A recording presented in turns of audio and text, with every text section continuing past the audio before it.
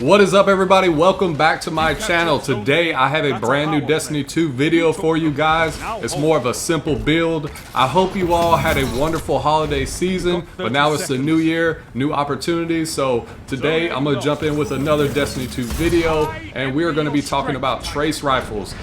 I have a few reasons why I want to talk about trace rifles. Number one, we got an exotic Agger's Scepter in this season. Number two, we also have the Retrace Path, I believe is called, from the Dares of Eternity activity, and I believe that we're going to get seasonal mods that reflect off of trace rifles next season. Now, with my build, I am using the Path of Burning Steps. It basically lets me utilize Firewalker, so I'm able to get more weapon damage, but it's at random, so you never know exactly when you're going to get it. I did pair it with the Solar subclass. You can use whatever subclass you like. It's a very easy build. You don't really have to cater to certain things to make it work, and that's what's so special about it. I am switching out between different primaries in this instance, or in some of these clips you might see me using a Scout, or you might see me using True Prophecy. I like it because of open shot and explosive payload.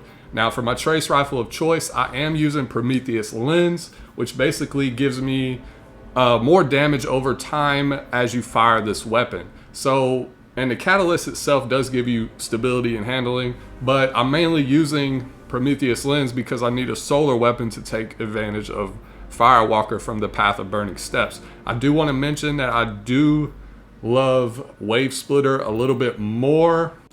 Now personally, I just feel like the Wavesplitter is a little bit more stable, and I can hit my crits a little bit better with it, but for me to use Firewalker, I have to use a solar weapon, so that's why I'm using Prometheus Lens.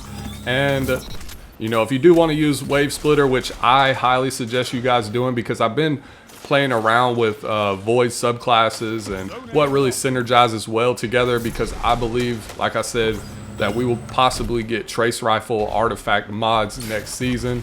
It's just a speculation because of the exotic that we've received, all the new trace rifle mods that we have gotten, as well as we've finally started getting legendary trace rifles. So it's a fair assumption that we could possibly get trace rifle mods in the upcoming expansion, so with the artifact. So I have really been playing with a lot of trace rifles, but the two that stick out to me the most is Prometheus Lens, like I said, and Wavesplitter. Wavesplitter is definitely my favorite, but unfortunately I feel like it's kind of been on the back burner. It doesn't have any ornaments, it doesn't have a catalyst. Maybe that'll change next season, but like I said, if you do want to use Wavesplitter, there is also another build that you could do with a Warlock, and you could pretty much run any subclass with that as well. You would use Nezarec Sin, and you would also use the Wavesplitter because Void kills give you ability energy. So it synergizes really well,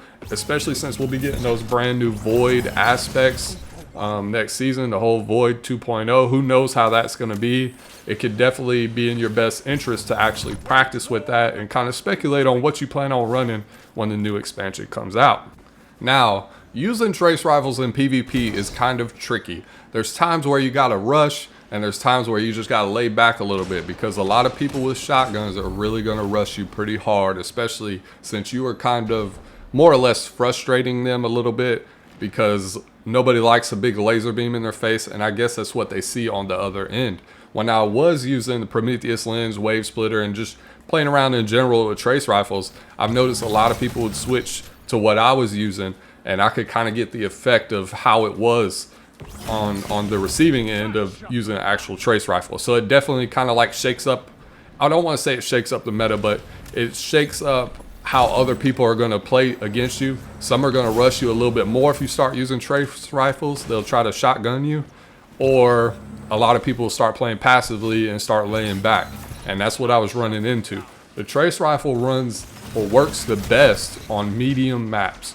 So if you're playing on Widow's Court, I know I had some great plays on Widow's Courts, but if you are playing on Widow's Court, you have to understand that if your opponents start getting irritated with you, you know, they feel like they can't cap a zone or rush, then they're going to start playing a little bit more passively, use pulse rifles, snipers, or high impact fusions to get that range on you.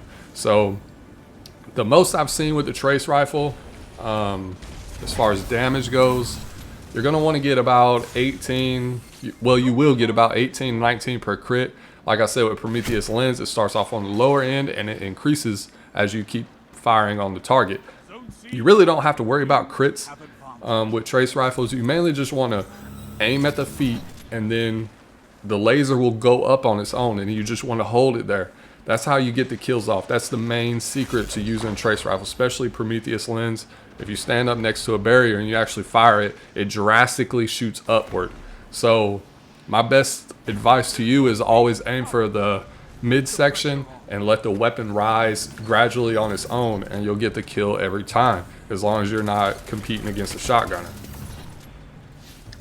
Now with my particular build, since I was using Firewalker, the Path of Burning Steps, I was able to get Firewalker. If you get ×3, ×4, sometimes I was lucky enough to get that, but I was also running Charge with Light, so I would practically melt just every opponent that would come my way. Now in PvE, it's sort of the same thing. I find that this build works good in like Gambit, especially when the match first starts. You could pretty much just obliterate anything, and they just, I mean, you'll always have Firewalker ×4, Charge of Light, and you'll just melt. And the biggest thing about trace rifles, even inside of PvP and PvE, the ammo economy is so great. I mean, you could have 200, 400, ammo, and you can keep on just chaining kills. You don't even have to reload with Prometheus Lens, because after you get a kill, it reloads from reserves. So you just keep chaining the kills over and over and over again. And I felt like I was making a lot of people frustrated in that sense, because they would just come out, peek, boom, I'm melting them. Now, I would not use this in Grandmasters. I would not use this build in Trials. I probably wouldn't even use it in Comp, maybe. It just depends. But in regular quick play, Iron Banner, regular strikes, all the activities, Dares of Eternity, you can use this in all of that.